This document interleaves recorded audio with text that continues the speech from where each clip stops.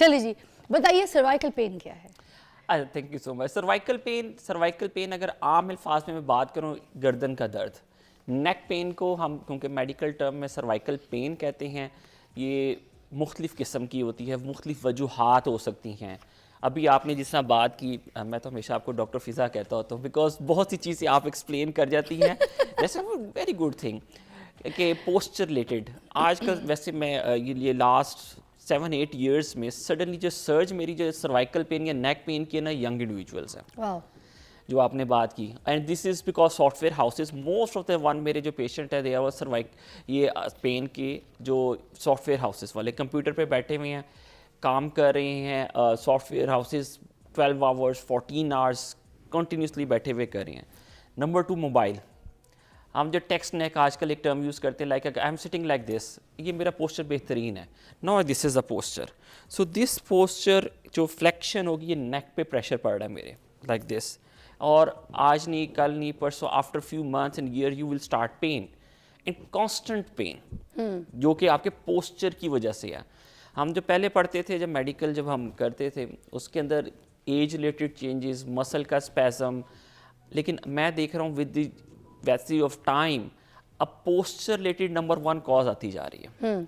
आपके bad posture की वजह से सिटिंग अप, जैसे हम बहुत से लोग आते हैं laptop like they are working like this, मैं हमेशा कहता हूँ कि इसको keep it elevated, it should be like this, not like this.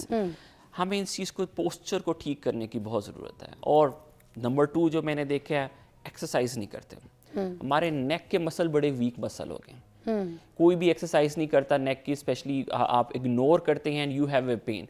Walk कर लेते हैं, भाग लेंगे, कोई और एक्टिविटी कर लेंगे, जंपिंग कर लेंगे, मगर वाकई आपकी बात सही है कि नेक की एक्सरसाइज कोई नहीं करता। कोई भी नहीं करता है। और फिर प्रॉब्लम होती है तो we rush to the hospitals and clinics, थोड़ा सा टाइम लगता है लेकिन चीज़ें बेहतर। लकीली आपकी 80% जो नेक पेन होती है with this conservative management, with exercises, heat, cold या कुछ पेन किलर से रिलीव हो जाती है। 20% केसेस के अंदर आपको मज़ीद इंटरवेंशन की तरफ जाना पड़ता है, जहाँ पे सेवेरिटी बढ़ जाती है, उसकी वजह फिर आपको उसको देखना पड़ता है। ज़बरदस्त। आप हमें कॉल भी कर सकते हैं, प्रोग्राम में शामिल हो सकते हैं। किसी को अगर सर्वाइकल पेन का ज़बरदस्त बहुत बुरा तरीके से कोई पेन होता है और इशू है आपको, और आपका कोई इलाज और ट्रीटमेंट जो है, मेरी अंगूठी टूट गई, आई अल्लाह कैसे, खुद ब खुद मैंने कुछ किया ही नहीं। आज हमने सिज़ोफ्रेनिया के ऊपर भी बात करनी है। ये वो अटैक हुआ है मुझ पर जो सिज़ोफ्रेनिया पेशेंट्स को होता है। और मैं आपसे ये पूछना चाह रही थी कि सर्वाइकल पेन जो होता है उसमें शोल्डर में दर्द होता है, उसमें गर्दन में दर्द होता है, मगर क्या ये दर्द सर तक भी पहुंच जाता है, सर दर्द बनता है? It's a very good question. मैं आपको बात बताऊँ, बहुत से पेशेंट हमारे पास आते हैं, वो कहते हैं जी हमें मिग्रेन है, सेल्फ डायग्नोसिस बनाया होता है। अच्छा। और जब हम उनको एग्जामिन करते हैं, पता लगता है कि वो सर्वाइकल इशू है जिसके से रेफर्ड पेन हो रही होती है। रेफर्ड पेन से हमारा मुराद होता है कि प्रॉब्लम इज समवेयर एल्स, ठीक है, लेकिन वो सिम्टम्स इधर आ रहे होते हैं। तो आपके, अगर मैं एग्जांपल दे रहा हूँ, अगर 100 पेशेंट हम हेडेक के चेक करते हैं ना, उसमें से अबाउट 40% पेशेंट सर्वाइकल की वजह से होते हैं। So it's a very common thing कि पेशेंट ट्रीटमेंट मिग्रेन के लिए जा रहा होता है, कॉम्प्लिकेशंस आ रही होती हैं, सिम्टम ठीक नहीं हो रहे होते, because problem is somewhere else. इसका जो सर का दर्द होता है, इसमें हम कैसे पता करेंगे, हमें डायग्नोस कैसे होगा कि सर्वाइकल पेन की वजह से हमें सर में दर्द हो रहा है, इट्स नॉट द माइग्रेन? अच्छा, माइग्रेन के अंदर थोड़े सिम्टम्स और भी आते हैं, और फील होता है, लाइटें नज़र आना, नोजिया होना, वॉमिटिंग होना, आधे सर्कल, समटाइम दोनों तरफ का भी होता है। अच्छा, जो सर्वाइकल पेन होता है usually in the early morning, क्योंकि जब पोस्चर रिलेटेड होता है, यहाँ थोड़ा सा दबाने से, मूवमेंट से, लाइक दिस मूवमेंट, सलाम फेरते हैं, पेशेंट कहेगा मुझे पेन होती है। अच्छा। या इधर फेर है या एग्रीवेट हो जाएगी। ठीक। तो ये बड़े कॉमन होता है और ज़्यादातर ये एग्जामिनेशन से पता लगता है। इट्स नॉट लाइक कि सेल्फ डायग्नोसिस थोड़ा सा मुश्किल है। आपको एग्जामिन करते हैं, यू फील टेंडरनेस हेयर, अच्छा, यहाँ फील करेंगे, दबाएंगे, आपको अच्छी खासी पेन होगी। अच्छा। और दूसरा, उसको कंफर्म करने के लिए सम टाइम हमें इन्वेस्टिगेशन भी करनी पड़ती है, x-ray, some time we have to go for MRI, ताकि हम कंफर्म करें कि ये इसकी डायग्नोस ट्रीटमेंट, ताकि हम जब तक देखें कॉज नहीं पता लगेगी, ट्रीटमेंट तो ब्लाइंड है। तो MRI ये बैक गर्दन की होती है? यस, MRI या रील की हड्डी पूरी उसकी? नहीं, सिर्फ गर्दन के रेफरेंस से होती है। ऐसे पेशेंट MRI उनकी कराते हैं जो ज़रा डाउट होता है, और इनकी पेन जो होती है गर्दन से सर में और बाजू में भी आ रही हो। अच्छा। तो उसमें हमें फिर डाउट होता है कि सर्वाइकल के जो मोरे हैं ना, उनमें और डिस्क में प्रॉब्लम आ गई है। अच्छा, तो डिस्क की वजह से बाज़ दफ़ा हराम मगज़ में या नसों पे दबाव आ जाता आय है। हाय, तो वो पेशेंट को क्या होता है कि सर में दर्द इनिशियली, गर्दन, और फिर करंट लाइक पेन आती है बाजू में, राइट में आ सकती है, लेफ्ट में, या दोनों में आ सकती है। अच्छा, तो उसको कंफर्म करने के लिए हमें फिर एमआरआई करानी पड़ती है, ताकि हम कंफर्म करें कि ये डिस्क रिलेटेड प्रॉब्लम है या कोई बाज़ दफ़ा इन्फेक्शन, या बाज़ दफ़ा हमने ऐसे केसेस भी देखे हैं कि ट्यूमर भी निकल आता है, कैंसर निकल आता है बाज़ अस्तगफुरुल्लाह, दफ़ा। अच्छा, तो उसके लिए कंफर्मेशन के लिए आपको एमआरआई करवानी पड़ती है। एंड अच्छा। That's a very important thing कि आप डायग्नोसिस करें, इग्नोर नहीं करना चाहिए।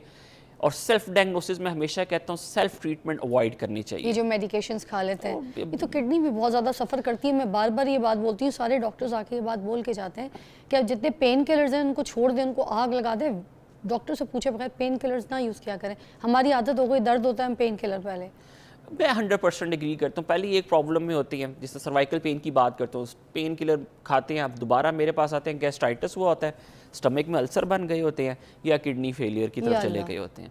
तो वो प्राइमरी जो हेडेक होता है वो वहीं का वहीं रह गया होता है।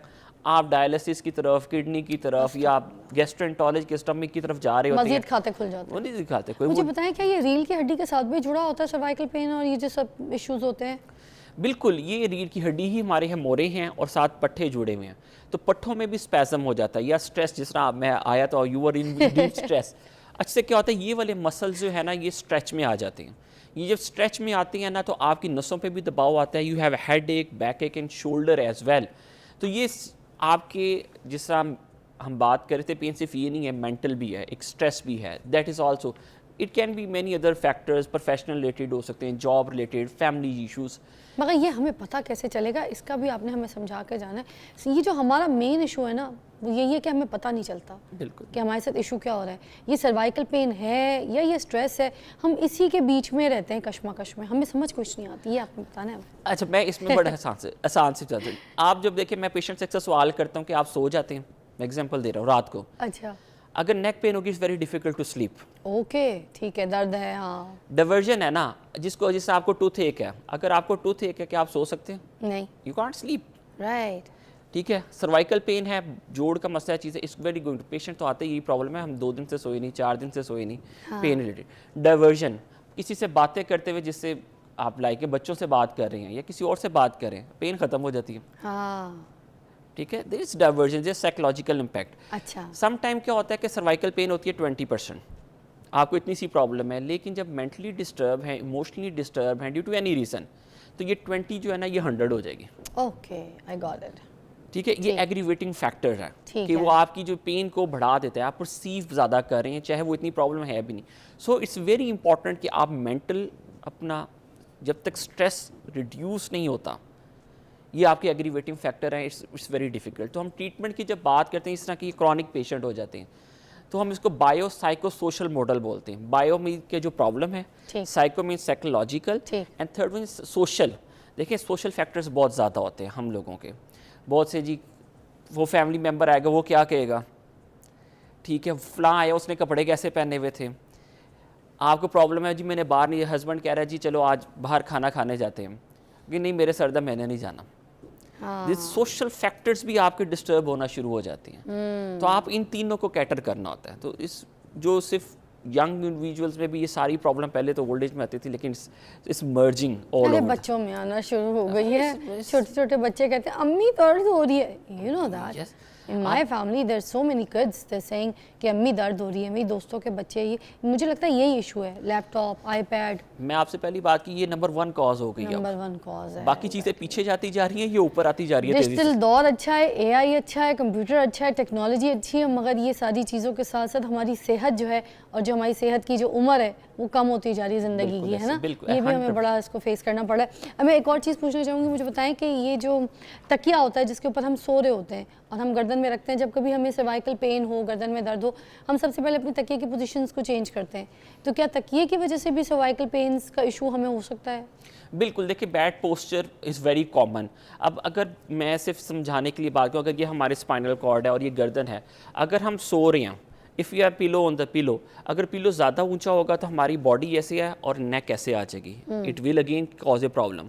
या पिलो बहुत कम है, आपकी बॉडी ऐसे है और गर्दन थोड़ी सी नीचे को हो गई है, again it will cause problem. तो इट शुड बी स्ट्रेट, अच्छा। अगर आप राइट करवट पे भी लेटते हैं तो आपकी स्पाइन सीधी होनी चाहिए, आपकी स्पाइन ऐसे है, गर्दन ऊपर या नीचे नहीं होनी चाहिए, it should be straight. Okay.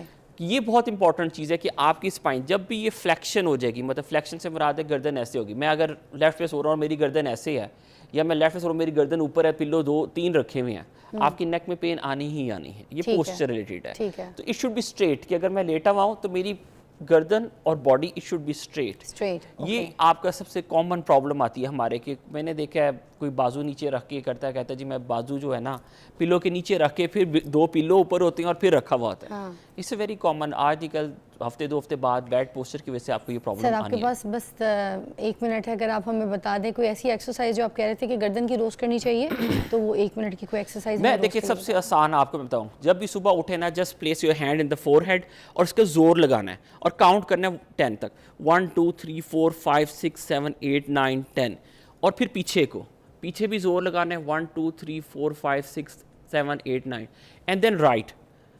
इसी तरह 10 तक गिनना है और इस तरह 10 तक गिनना है। This is the best exercise जो आपके नेक के 4 मसल्स, जो चारों क्वाड्रेंट के मसल्स हैं ना, वो स्ट्रेंथन हो जाएंगे and they will grip it. ये आपको जब भी ग्रिप करेंगे यू विल फील कंफर्टेबल। ये सबसे आसान एक्सरसाइज जो उठ के, और मेरा ख्याल है कि अगर आप 10 तक गिनना है 10 टाइम्स कर लें और 10 टाइम्स कर लें ये चारों, तो ये 5 से 7 मिनट की एक्सरसाइज है। ये नेक के मसल आपके बहुत स्ट्रॉन्ग हो जाएंगे, और जिनको भी ये सर्वाइकल पेन होता है यू विल मैजिक, आप कहेंगे ये कोई मैजिक था जो हमें कर सिखा। मतलब आपने अपनी जो है ना ज़िंदगी को धक्का नहीं देना है, ये जो दर्द है इसके साथ अपने बस तोता पाल के नहीं चलना है, आपने अपनी गर्दन को, सर को धक्का देना है, यू नो रिलीफ, आपका पेन हो जाएगा। नवाब शाह से कॉल है रियाज अहमद साहब के। अस्सलाम वालेकुम। अस्सलाम वालेकुम। जी रियाज अहमद साहब, क्या पूछना चाहेंगे? मैम मैं डॉक्टर साहब से ये थोड़ा सा जानना चाहता हूँ कि मैं एक तो शुगर का पेशेंट भी हूँ, अच्छा। और तकरीबन कोई लास्ट 2 माह से मुझे जो है ना, मुझे ये नेक का पेन भी है और लेफ्ट साइड शोल्डर में भी पेन है। तो इस सूरत हाल में मैं हालांकि दवाई भी ले रहा हूँ NMC से, डॉक्टर अपना अकबर सरफराज साहिबा से, और मैंने उनको ये भी बताया था कि डॉक्टर साहब मुझे पेन भी है और शोल्डर में दर्द भी हो रहता है, और ये नेक का पेन जो है ना मुसलसल बढ़ता जा रहा है। तो उन्होंने कहा कि ये आपका पेन किलर अपना क्या कहते हैं इसको, मसल्स का पेन है और इसको इग्नोर करें। इग्नोर तो मैंने किया है मगर वो अभी खत्म नहीं हो रहा है। तो इस हिसाब से मैं पूछना चाहता हूँ क्या करना चाहिए। मेरी बात सुने, हम यहाँ पे बैठ के यही तो समझा रहे हैं कि दर्द को इग्नोर नहीं करना पहली बात, और दर्द के लिए फजूल दवाएं खुद से नहीं खानी, सेल्फ मेडिकेशन। ये कौन से डॉक्टर हैं, कौन सी ऐसी जगह पे आप चले गए जहाँ पे आपको कहते हैं इग्नोर करें? आप बात कीजिएगा ज़रा। अच्छा, इसमें बड़ी इंपॉर्टेंट थी आपने बात की कि सिर्फ नेक पेन नहीं, आपको साथ शोल्डर पेन भी, और ऊपर से आप डायबिटिक है। डायबिटिक पेशेंट के तो it's very common, 80% of the patient जो डायबिटिक है ना, वो हमारे पास फ्रोजन शोल्डर के साथ आते हैं, ये शोल्डर पेन के साथ आते हैं। ये अनकंट्रोल्ड यूजली डायबिटीज़ के साथ होती है। और ये बड़ी एक चीज़ को अंडरस्टैंड करने की कोशिश करें, शोल्डर पेन और neck pain they are very close to each other. तो यूजली डायबिटिक पेशेंट जो आते हैं उनकी प्रॉब्लम जो होती है वो शोल्डर में होती है, पेन वो फील इधर कर रहे होते हैं और बाजू के मिड तक आती है पेन। तो शोल्डर पेन डायबिटिक पेशेंट में it go up to the elbow और यहाँ से नेक तक आती है। हमें इसमें डिफ्रेंशिएट करना पड़ेगा। उसका मैं आसान सा हल आपको बताता हूँ कि जस्ट घर बैठे हुए आप डिफ्रेंशिएट कर लें।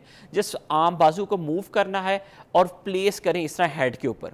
अगर आप ये कर लेते हैं तो इससे शोल्डर इज़ फाइन। और अगर आपको मुश्किल हो रही है कि इसको बाजू इस तरह लेकर आने में, तो जो problem is in the shoulder, तो हमें शोल्डर को देखना पड़ेगा। सबसे पहले आप डायबिटिक पेशेंट, नेक पे शोल्डर पेन, मैं सबसे पहले उसका शोल्डर को असेस करना चाहूँगा, क्योंकि यहाँ पे बर्साइटिस होता है जिसकी सोजिश की वजह से आपको पेन आती है और रेफर्ड पेन आपकी नेक में सर आप अपनी क्लिनिक बताएं, आपके पास भेज देते हैं, बताइए।